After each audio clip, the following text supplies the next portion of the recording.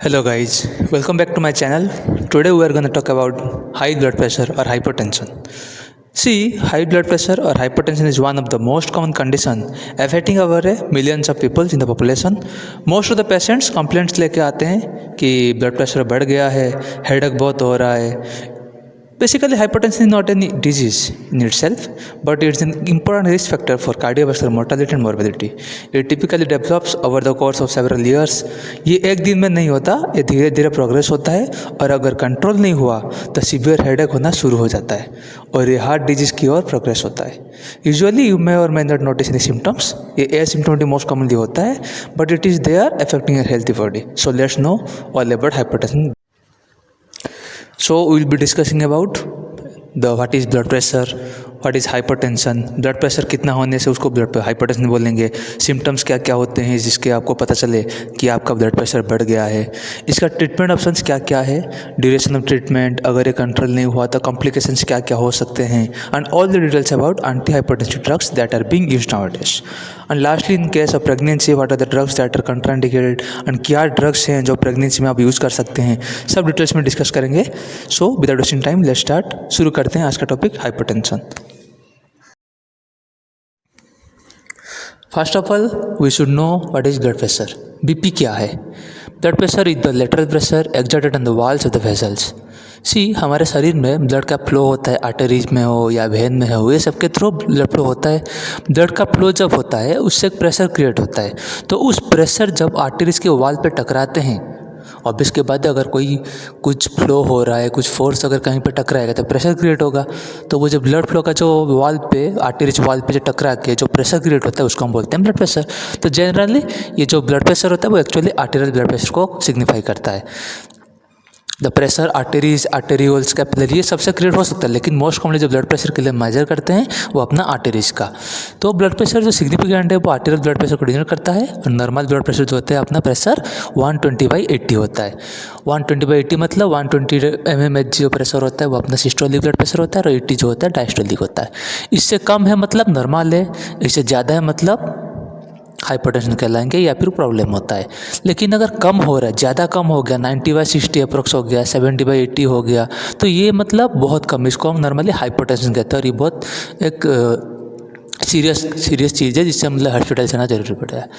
तो blood pressure जो होता है वो वेरी करता है, मतलब फिजियोलॉजिकल वेरिएशन इसका होता है. मतलब नॉर्मल अगर ब्लड प्रेशर बढ़ता है वो तो ठीक है, मतलब बढ़ सकता है, नहीं बढ़ सकता है. लेकिन अगर कोई डिजीज एसोसिएटेड है उसको हम बोलते हैं मतलब डिजीज एसोसिएटेड हाइपरटेंशन. लेकिन अगर ब्लड प्रेशर नॉर्मल अगर ऐसे आप बैठे बैठे खाते खाते ऐसे अगर ब्लड प्रेशर बढ़ रहा है उसको बोलते हैं फिजियोलॉजिकल वेरिएशंस.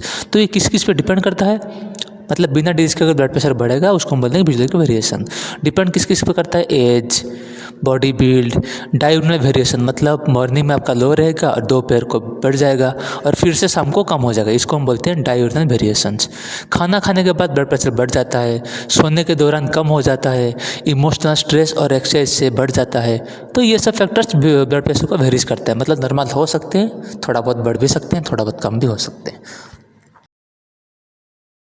तो ब्लड प्रेशर तो ख़त्म हो गया. अब हम जानते हैं हाइपरटेंशन क्या है. हाइपरटेंशन मतलब एक ऐसा कंडीशन जिसमें अपना ब्लड नॉर्मल जो ब्लड प्रेशर है उससे ज़्यादा हो जाएगा, मतलब प्रेशर बढ़ जाएगा. अब क्यों होता है, मतलब फोर्स जो होता है नॉर्मल क्या बोल देता है, प्रेशर कैसे क्रिएट होता है, जब फोर्स होता है ब्लड अगेंस्ट वॉल या आर्टरीज के अगेंस्ट वो ज़्यादा हो जाएगा. ठीक है, तो जिससे क्या होगा, सिस्टोलिक ब्लड प्रेशर अपना मोर 120 से ज़्यादा हो जाएगा और डायस्टोलिक ब्लड प्रेशर अपना मोर देन 80 हो जाएगा. मतलब प्रेशर अगर ज़्यादा बढ़ रहा है तो उसको हाइपरटेंशन कहते हैं. ये 140/80 भी हो सकता है, 120/100 भी हो सकता है, 160/100. तो ये सब डिफरेंट वैल्यूज जिसमें आइदर सिस्टोलिक ब्लड प्रेशर बढ़ सकता है या फिर डायस्टोलिक ब्लड प्रेशर बढ़ सकता है, या फिर बोथ सिस्टोलिक एंड डायस्टोलिक दोनों बढ़ सकते हैं. तो इसको हम हाइपरटेंशन कहते हैं. तो हाइपरटेंशन ऐसा क्या करता है जो सबके लिए सोचने के बाद बढ़ जाता है. जब ब्लड प्रेशर बढ़ता है जिससे हार्ट एंड ब्लड वेसल्स को ओवरवर्क करना पड़ता है, ज़्यादा काम करता है, तब हार्ट रिजिड हो जाता है. रिजिड मतलब हार्ड हो जाएगा. तो इससे क्या होगा, एफिशिएंसी एंड एक्सपांड करने का जो कैपेसिटी होता है हार्ट का वो कम हो जाता है, जिससे हार्ट फेलियर भी हो सकता है. और अगर ट्रीटमेंट नहीं हुआ या प्रेशर कंट्रोल पे ना हो तो atherosclerosis, chronic heart failure, heart attacks, ये सब कन्वर्ट हो सकता है. तो इसीलिए हाइपरटेंशन अगर हो रहा है तो ये बहुत रिस्क फैक्टर बन जाता है, बहुत इंपॉर्टेंट हो जाता है. इसको कैसे कंट्रोल करें, ज़्यादा ब्लड प्रेशर बढ़ेगा तो उसको हम हाइपरटेंशन कहते हैं. So how does hypertension affect your heart, मतलब अगर हाइपरटेंशन हो रहा है, ब्लड प्रेशर बढ़ भी गया तो ये करता क्या है, इफेक्ट कैसे करता है। Look at the pictures, blood flow कैसे हैम्पर होता है, ब्लड प्रेशर कैसे बढ़ता है, ये सबको डिनर करता है, और अगर इफेक्ट करता है तो क्या क्या कर सकता है। ठीक है, आप पिक्चर देखिए और इसका डिस्क्रिप्शन हम बताते हैं। See hypertension is one of the commonest causes which can affect mainly heart vessels and other blood vessels, मतलब हार्ट या ब्लड वेजल्स वो सबको अफेक्ट करेगा। लेकिन इसके बावजूद मतलब हार्ट के अलावा ब्रेन, किडनी, आइज़, ये सब जो इंपॉर्टेंट ऑर्गन्स है उसको भी इफेक्ट करता है। ठीक है, तो हार्ट को इफेक्ट कैसे करेगा, heart will affected by uncontrolled blood pressure. अगर ब्लड प्रेशर को कंट्रोल नहीं किए तो हार्ट इफेक्ट होगा। तो उससे क्या क्या हो सकता है, एंजीना हो सकता है, हार्ट अटैक आ सकता है, हार्ट फेलियर भी हो सकता है। सी ठीक है, इन टर्म्स ऑफ ब्रेन, अगर ब्रेन डैमेज हो रहा है तो क्या होगा, डिमेंशिया हो सकता है, डिजीनेस, एंजाइटी, स्ट्रोक, तो ये सब हो सकते हैं। किडनी अगर डैमेज हो रहा है तो it can lead to further damage to the heart, मतलब किडनी से इनडायरेक्टली अपना हार्ट को डैमेज कर सकता है। और अपना आंख में रेटिनोपैथी वगैरह कंडीशंस होते हैं वो सब अपना हो सकते हैं, धुंधला धुंधला दिखेगा, ब्लरी हो जाएगा। ठीक है, हाइपरटेंसिव रेटिनोपैथी कंडीशन एक होता है वो उससे एसोसिएट हो जाएगा, and all their complication that will lead to discriminate extent. ठीक है, कॉम्प्लिकेशन वगैरह कुछ होते हैं। फिर हम जानते हैं हाइपरटेंशन के दो टाइप्स के बारे में। Hypertension could be of two types, primary and secondary. Primary hypertension मतलब जिसको हम एसेंशियल हाइपरटेंशन भी कहते हैं, और it is the most common type. Primary मतलब क्या, सपोज अगर हार्ट से कोई डिजीज़ हो रहा है, अगर हार्ट ही करवा रहा है तो इसको प्राइमरी बोलेंगे। अगर हार्ट के अलावा अगर कोई और करे, चाहे ब्रेन हो, किडनी, अगर वो अगर अफेक्ट कर रहा है तो उसको हम सेकेंडरी बोलेंगे। तो जिसका कंडीशन है वही अगर करेगा उसको प्राइमरी बोलते हैं। तो ये 90% ऑफ द केसेस में होते हैं जिसमें कि कुछ स्पेसिफिक अंडरलाइंग डिजीज नहीं होता, कोई कॉज स्पेसिफिक नहीं होता, लेकिन जो हार्ट का कंडीशंस होते हैं उसी के कंडीशन से एसोसिएटेड होते हैं, इसीलिए उसको हम प्राइमरी कहते हैं। सेकेंडरी मतलब हार्ट को छोड़ के बाकी जितने सिस्टम्स रहे, मतलब रीनल हो सकता है, वेस्कुलर हो सकता है, एंडोक्राइन सिस्टम हो सकता है, तो इन सब के डिजॉर्डर, डिजीज वगैरह जो होते हैं उससे अगर हाइपरटेंशन हो रहा है तो उसको हम बोलेंगे सेकेंडरी हाइपरटेंशन। तो ये मोस्टली 10% केसेस में होता है। अगर हम कैटेगरीज करेंगे हाइपरटेंशन को तो नॉर्मल बीपी अपना कितना होता है, 120/80 से होता है, मतलब सिस्टोलिक एंड डायस्टोलिक इंक्लूड करके। तो अगर प्री हाइपरटेंसिव कंडीशन एक होता है, मतलब जिसमें सिस्टोलिक ब्लड प्रेशर जो होता है वो 120 to 120 mmHg होता है, और जो डायस्टोलिक ब्लड प्रेशर होता है वो होता है अपना लेस देन 80। ठीक है, अब हाइपरटेंशन का दो स्टेज होते हैं, स्टेज 1 एंड स्टेज 2। स्टेज 1 मतलब सिस्टोलिक ब्लड प्रेशर अपना 130 to 139 रहेगा और डायस्टोलिक रहता है 80 to 89। और स्टेज 2 मतलब हाइपरटेंशन कंडीशन में systolic blood pressure more than 140 and diastolic blood pressure more than 90। और हाइपरटेंसिव क्राइसिस मतलब बहुत ज़्यादा बढ़ गया, वो कंट्रोल हो ही नहीं रहा, बढ़ता जा रहा है। तो अगर सिस्टोलिक ब्लड प्रेशर अपना मोर देन 180 रहता है और डायस्टोलिक मोर देन 120 रहता है तो उसको हम बोलते हैं हाइपरटेंसिव क्राइसिस। मतलब हाइपरटेंसिव क्राइसिस मतलब 180/120 से ज़्यादा अगर हो रहा है तो उसको हम हाइपरटेंसिव क्राइसिस बोलते हैं। तो ये सब है हाई बीपी की कैटेगरी, जिससे ब्लड प्रेशर कौन से स्टेज पे है वो आप डिटर्मिन कर सकते हैं। हाइपरटेंशन का कैटेगरीज तो हो गया, उसके बाद भी कुछ ऐसे कंडीशंस हैं जो कुछ सिचुएशन पे डिपेंड करते हैं, वो सब भी थोड़ा जान लेते हैं।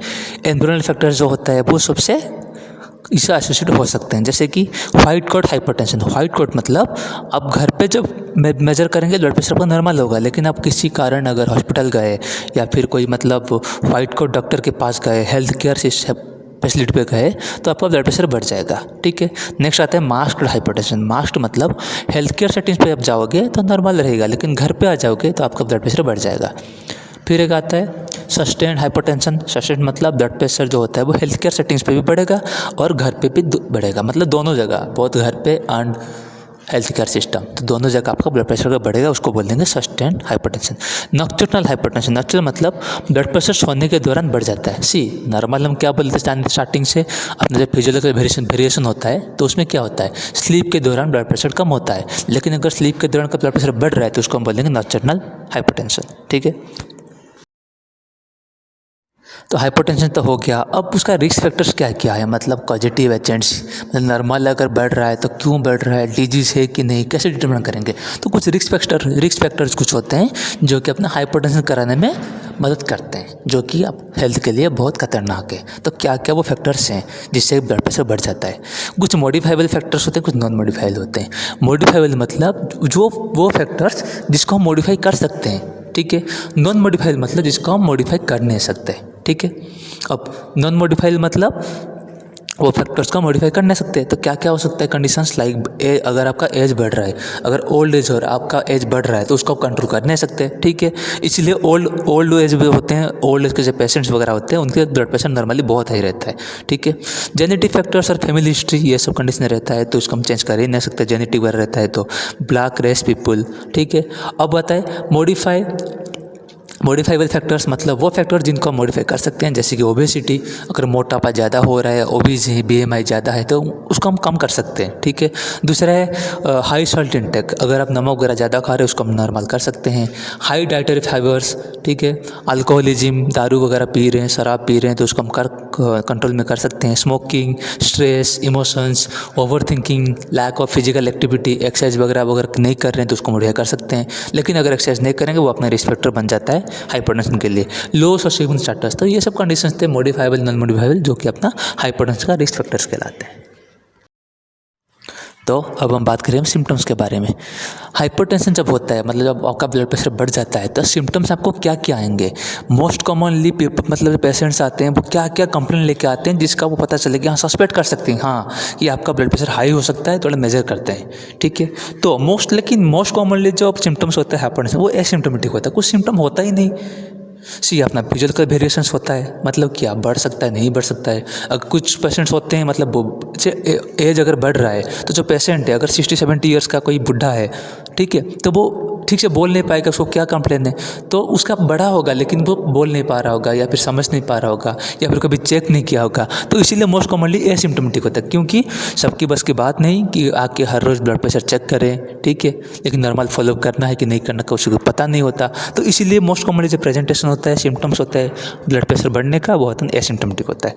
फिर भी कुछ सिम्टम्स हैं जो अपना मोस्ट कॉमनली प्रेजेंट करते हैं, जैसे कि सबसे कम मोस्ट कॉमन अपना हेडेक होता है, सीवियर हेडेक रहेगा और मोस्ट कॉमनली सर के पीछे, ठीक है, मतलब at the back of your head, ठीक है। अब दूसरा क्या है, डिजीनेस। अगर ब्लड हाइपरटेंशन हो रहा है मतलब ब्लड फ्लो आपको कम जा रहा है, अगर ब्रेन को ब्लड फ्लो कम जाएगा तो आपको क्या बेचैनी से लगेगा, डिजीनेस, एंजाइटी, ठीक है, कंफर्टेबल नहीं लगेगा ठीक से, सर दर्द भी होगा, तो ये सब सिम्टम्स हो सकते हैं। तीसरे में क्या है, चेस्ट पेन। चेस्ट अपना क्या है, हार्ट है, ठीक है, अगर ब्लड फ्लो ठीक से जाएगा नहीं तो चेस्ट पेन हो सकता है, अब इसकी बात है।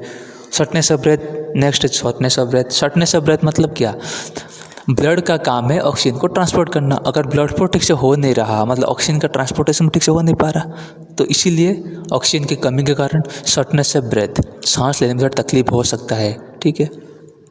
नेक्स्ट क्या है अपना, most common is blurry vision, आँख धुंधला लगे। अगर हाइपरटेंसिव हो रहा है तो ये अपना जो रेटिनल वेजल्स वगैरह होते हैं उसको अफेक्ट करके ये अपना ब्लरी विजन करा सकते हैं। बाकी nausea, vomiting, confusion, nose bleed, abnormal heart rhythm, तो ये सब अपना सिम्टम्स है हाइपरटेंशन का। तो नेक्स्ट हम बात करेंगे कॉम्प्लिकेशंस ऑफ हाइपरटेंशन। अगर आप हाइपरटेंशन को कंट्रोल नहीं किए, ठीक है, तो ये क्या क्या कंडीशंस को कन्वर्ट करा सकते हैं, तो क्या क्या रिस्क है, कॉम्प्लिकेशंस क्या क्या हैं जो कि बहुत फैटल होते हैं। तो मोस्ट कॉमन अपना सीरियस कॉम्प्लिकेशंस है, जैसे कि coronary artery disease, angina, myocardial infarction, left ventricular failure, aortic aneurysm, aortic dissection, तो ये अपना सीरियस कॉम्प्लिकेशंस होते हैं, हार्ट के लिए कॉम्प्लिकेशंस। नेक्स्ट अपना सीएनएस कॉम्प्लिकेशंस, ब्रेन में कॉम्प्लिकेशंस क्या क्या हो सकते हैं, जैसे कि स्ट्रोक, ठीक है, कार्डियोवैस्कुलर एक्सीडेंट, सब आरकनॉइड हेमोरेज, हाइपरटेंसिव एंकेफेलोपैथी, तो ये अपना था CBS, cardiovascular system and CNS, cranial nervous system, ये सब का कॉम्प्लिकेशंस। नेक्स्ट अपना ऑप्थेल्मिक कॉम्प्लिकेशंस, जैसे कि हाइपरटेंसिव रेटिनोपैथी, ब्लड फ्लो वगैरह जाएगा, रेटिनोपैथी कंडीशन को वो एसोसिएट कर सकता है, which can further lead to visual field defect and blindness, आपको अंधा भी कर सकता है। नेक्स्ट है renal complications like glomerulonephropathy, glomerulopathy, progressive to renal failure, and lastly malignant hypertension. Malignant hypertension मतलब ब्लड प्रेशर बहुत हाई हो जाएगा, जैसे कि 200/160 अप्रोक्स हो जाएगा, और it includes retinal haemorrhage, exudates, CNS symptoms like confusion, headache, vomiting, visual disturbances, deteriorations and all. So ये सब कंडीशंस को हम मेलिग्नेंट हाइपरटेंशन कहेंगे। तो सिम्टम्स रह सकता है ये सब, और ब्लड प्रेशर अगर 200/160 हो सकता है। So these are all the complication that an untreated hypertension will lead to. तो इसलिए ब्लड प्रेशर को कंट्रोल करना बहुत ज़रूरी है। इन सब के बावजूद कुछ कंडीशंस हैं जिसको हम सीवियर हाइपरटेंशन के नाम से जाने जाते हैं, जो अपने 2 टाइप्स में होते हैं, hypertensive urgency and hypertensive emergency. Hypertensive urgency मतलब हाई ब्लड प्रेशर हो जाएगा विथ मोर देन 222/125, मतलब सिस्टोलिक ब्लड प्रेशर अपना 220 से ज़्यादा और डायस्टोलिक अपना हो जाएगा 125 पे अप्रॉक्स। तो इसको हम बोल देंगे हाइपरटेंसिव अर्जेंसी। लेकिन इसमें कोई एंड ऑर्गन का डैमेज से कॉम्प्लिकेशन ये सब नहीं होता। जब ज़्यादा ब्लड प्रेशर होता है तो कॉम्प्लिकेशंस दूर पे ऑर्गन डैमेज तो होते रहते हैं, जैसे कि heart, brain, kidney, eyes and all. लेकिन most importantly damage of the end organs is नहीं होता। ठीक है, तो ये हाइपरटेंसिव अर्जेंसी में कोई डैमेज नहीं होगा। तो इसका ट्रीटमेंट में क्या क्या देंगे? ट्रीटमेंट ना क्लोनिडिपिन ओरली ड्रग देते हैं, जो कि अपना ड्रग ऑब्सेस होता है और जो एक सेंट्रल सिंपैथोलाइटिक ड्रग होता है।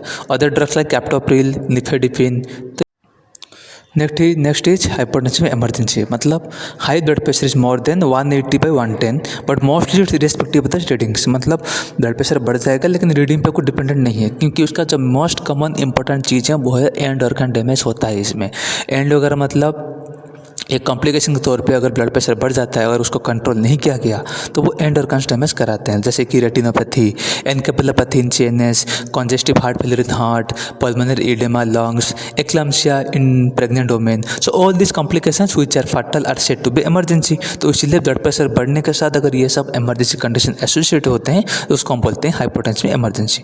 सो it is named as such. Treatment में ड्रग ऑफ जैसे अपना IV इंट्रावेनसली निकार्डिपिन देते हैं, जो एक कैल्शियम चैनल ब्लॉकर ड्रग होता है। इमरजेंसी कंडीशन से तो इंट्रावेनसली ड्रग इंजेक्ट करेंगे। अगर प्रेगनेंसी कंडीशन एसोसिएटेड है तो IV लाइबेटोलॉल देते हैं। तो प्रेगनेंसी में निकार्डिपिन जैसे अदर कैल्शियम चैनल ब्लॉकर नहीं कंट्राइंडिकेट होता है, तो इसीलिए हम IV लाइबेटोलॉल जो बीटा ब्लॉकर होता है वो देते हैं। तो ये सब था हाइपरटेंसिव इमरजेंसी के बारे में।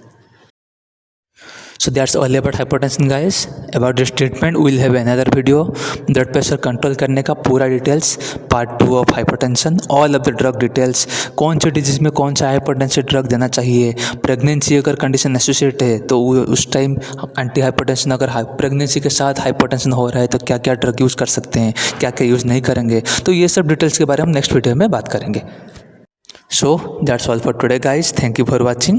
Please don't forget to like, share the video, and if you are new to the channel, click the bell icon and subscribe the channel. Thank you guys. Thank you all.